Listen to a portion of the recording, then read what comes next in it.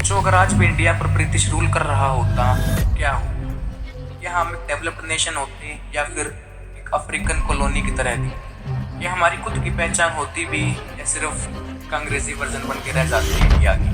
आज हम इस वीडियो में देखेंगे कि ब्रिटिश कैसे आए इंडिया में, उन्होंने क्या किया, किस काम के लिए इंडिया आए थे, और अगर वो आज भी इंडिया पर होते तो हमारा देश कैसा होता।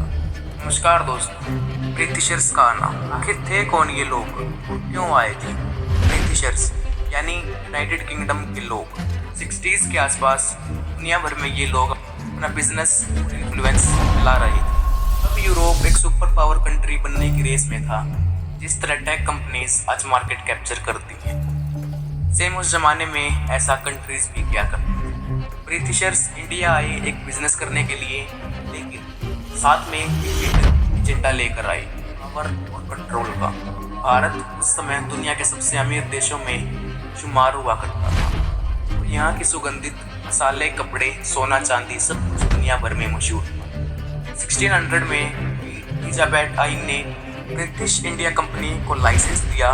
1608 में सूरत की इंपोर्ट पे ब्रिटिशर्स ने अपना पहला कदम रखा। शुरू में उनका मकसद सिर्फ और सिर्फ ट्रेड करने का था, लेकिन धीरे धीरे उन्होंने इंडिया की राजनीति में घुसना शुरू कर दिया। कंपनी ने मुगल रूलर की इजाज़त लेकर फैक्ट्रीज लगानी शुरू की। उन्होंने बॉम्बे, कोलकाता और मद्रास यानी चेन्नई जैसे शहरों में लगाना शुरू किया, जहाँ से उनका बिजनेस चलने लगा। लेकिन फिर आया 1757 बैटल ऑफ प्लेस, जिसमें कंपनी ने नवाब सिराजुद्दौला को हराकर बंगाल को कंट्रोल में ले लिया।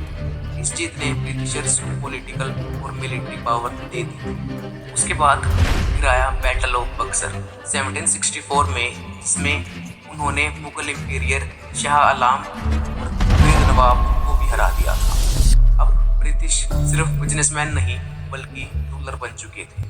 1957 में लोगों ने पहली बार बगावत की, जिसे हम आज के टाइम में फर्स्ट वॉर ऑफ इंडिपेंडेंस कहते हैं। लेकिन इस रिवोल्ट के बाद ब्रिटिश क्राउन ने कंपनी से पावर ले लिया और इंडिया को ऑफिशियली एक कॉलोनी बना दिया। आखिर ब्रिटिश रूल में इंडिया ने क्या खोया और क्या पाया। फर्स्ट इज एक्सप्लॉइटेशन, भारत की लूट वहाँ तक। ब्रिटिशर्स ने इंडिया की इकोनॉमिक स्ट्रक्चर कोलैप्स कर दी। 18th सेंचुरी में भारत की जीडीपी दुनिया के 24% में थी, लेकिन देश आज़ाद हुआ उस समय सिर्फ 3% रह गई थी। उसके बाद टेक्सटाइल इंडस्ट्रीज जो ढाका, मुर्शिदाबाद और बनारस जैसे शहरों की जान थी, उसे ब्रिटिशर्स ने सिस्टमेटिकली बर्बाद कर दिया था। ढाका के वर्ल्ड फेमस मुस्लिम कहाँ है। एग्रीकल्चर को भी एक्सप्लॉइट कर दिया गया था। इंडिगो, ओपियम, कैश क्रॉप्स लगवाने के लिए फार्मर्स को मजबूर किया। इसी वजह से लोगों को खाने के लिए अनाज तक नहीं मिल रहा था। बंगाल फेमिन 1993 का सबसे बड़ा एग्जाम्पल। 20 लाख लोग भूख से मर गए थे। डिवाइड एंड रूल, भारत को बांट दिया गया था। ब्रिटिशर्स ने हिंदू मुस्लिम के बीच दरार डाल दी और ये दरार इतनी ज़्यादा बढ़ गई कि आज तक दोनों के बीच की दरार कभी भी भर नहीं हुई। ऐसी दरार जो पार्टीशंस के वक्त दिखाई दी और जो आज भी पॉलिटिक्स के वक्त महसूस होती है। कास्ट, रीजन, लैंग्वेज सबको बेस बना के लोगों में मसला बनाया गया। इंडिया एक अनयूनाइटेड देश बनने से पहले ही गुटों में बांट दिया गया था। इन सब के बीच कल्चरल डिस्ट्रक्शंस भी बहुत ज़्यादा हुआ। Gurukul system, ancient knowledge, Ayurveda, astronomy सब कुछ साइडलाइन कर दिए गए। ब्रिटिश एजुकेशन सिस्टम में एक ऐसी जनरेशन बनाई गई जो अंग्रेजी सोचती थी, अंग्रेजी बोलती भी थी और अपने कल्चर से कम्प्लीटली कट गई थी। लेकिन हर अंधेरा पूरी रात तक नहीं चलता, सवेरा भी होता है। कुछ ऐसी ही बातें हुई थी उस टाइम। तो उस समय ब्रिटिशर्स ने ट्रेड और ट्रक मूवमेंट के लिए रेलवेज बनवाई। आज भी भारत के 60% रेलवे रूट्स उनके बनाए हुए हैं। रोड, पोर्ट्स, ब्रिज और कम्युनिकेशन सिस्टम जैसे टेलीग्राफ और पोस्टल सर्विसेज उन्होंने डेवलप किए थे। हाँ, ये उनका सेल्फिश पर्पस था और भारत को मॉडर्नाइज करने के फाउंडेशन यहीं से शुरू हुई थी। इसके बाद इंग्लिश एजुकेशन सिस्टम लाया गया, जिसमें साइंस और ह्यूमैनिटीज सिखाई गई। यहीं से एक नई मिडिल क्लास जनरेशन बननी शुरू हुई। उसके बाद judiciary system Indian penal code, IPC, civil services, ये सब एक स्ट्रक्चर ले आई गवर्नेंस का, जो आज भी चलता है। अगर ब्रिटिशर्स आज तक इंडिया में होते क्या होता? सोचो, अगर 1947 में आज़ादी नहीं मिलती और ब्रिटिशर्स आज भी रूल कर रहे होते तो हमारा देश कैसा दिखाई देता? सबसे पहले बात करते हैं इंफ्रास्ट्रक्चर। इंफ्रास्ट्रक्चर एलाइट के लिए जाना जाता, ना कि जनता के लिए।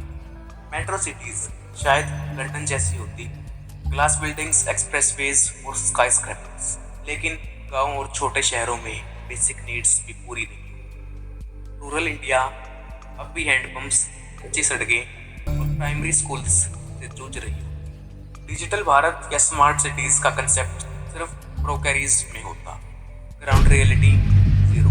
एजुकेशन सिर्फ चुने गए लोगों के लिए, एलाइट क्लास के लिए ब्रिटिश स्टाइल स्कूल्स, हर सिटी में कैम्ब्रिज एफिलिएटेड कॉलेजेस। लेकिन इन सब में आम आदमी का क्या?